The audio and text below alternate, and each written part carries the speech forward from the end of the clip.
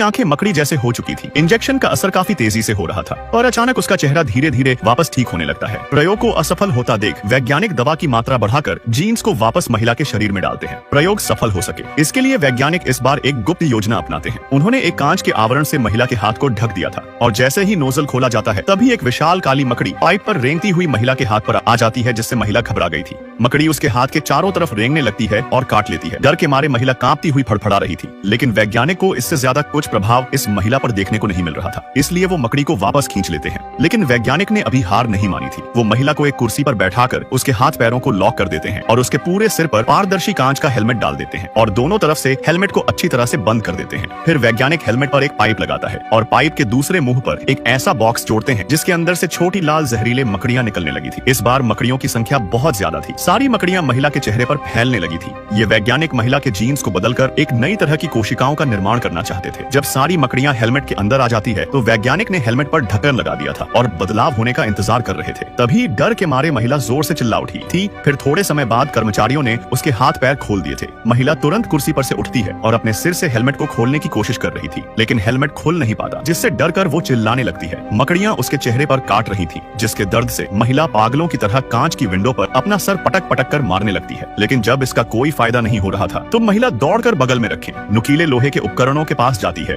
और पूरी ताकत लगाकर उनमें अपना सिर मारने लगती है ताकि हेलमेट टूट सके।